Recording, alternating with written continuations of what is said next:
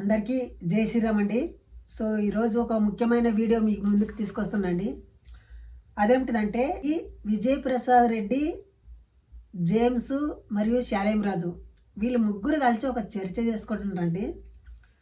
అదేదో చర్చ మీకు చెప్తానండి. దయచేసి వీడియోని మాత్రం ఫస్ట్ నుండి లాస్ట్ వరకు చూడండి. వీళ్ళకు పని పాట లేక ఇలాంటి వీడియోలు చేస్తూ ఉంటారు.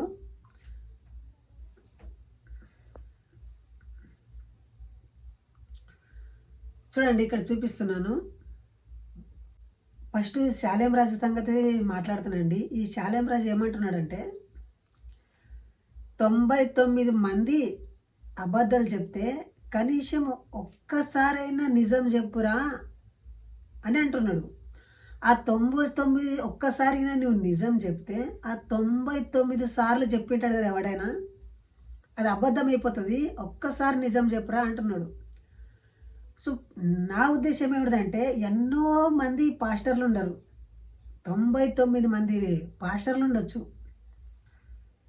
నేను వీళ్ళు చెప్పేది అబద్ధం అని చెప్తున్నా. ఎందుకంటే మీరు చర్చించుకోవాలి, మీరు మీకు అవేర్నెస్ చేసుకోవాలి. నేను ఎందుకని ఈ మాటలు చెప్తున్నా, ఎందుకంటే మా దేవతల గురించి, మా హిందూ దేవుల గురించి ఇతనెందుకు, వీళ్ళకెందుకు? ఒక ప్రసాదం ఉందండి.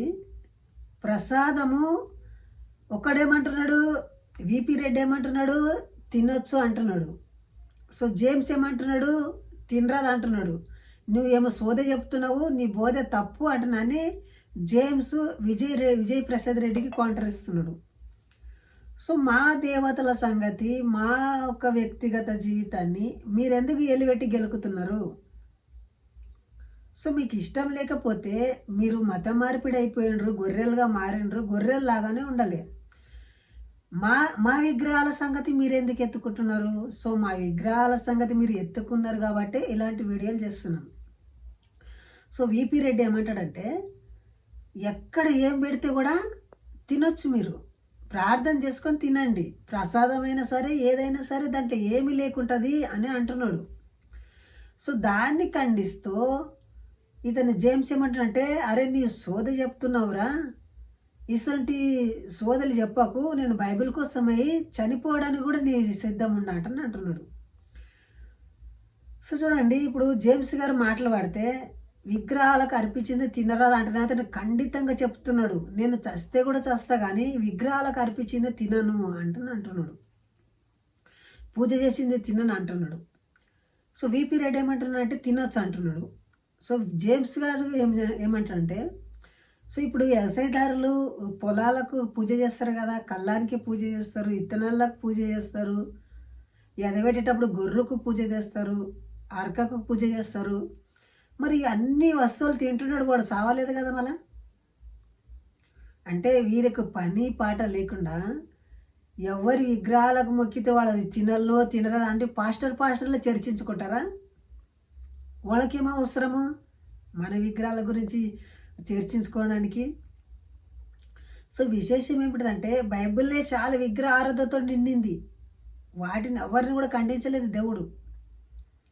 ముఖ్యంగా ముగ్గురు వ్యక్తులను చూపిస్తాను నేను.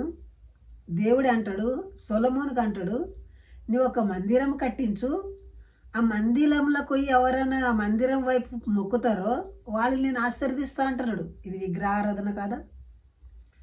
యాకోబు ఒక రాయిని తీసుకొచ్చి ఆ రాయి మీద నూనె వేసి ప్రార్థన చేస్తాడు, మొక్కుతాడు ఆ రాయికి. మళ్ళీ అది విగ్రహారాధన కదా?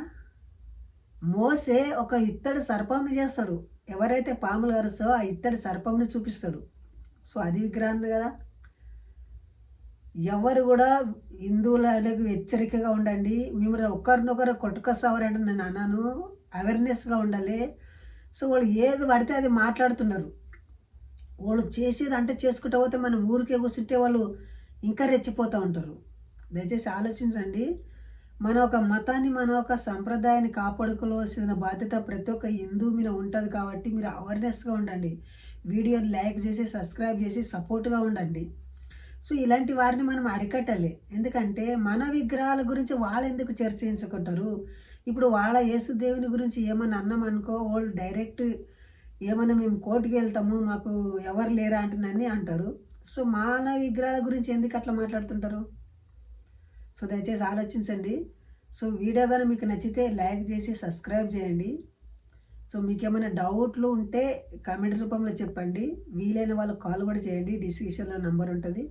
సో ఇంతవరకు వీడియో చూసినందుకు జై హింద్, వందే మాతరం.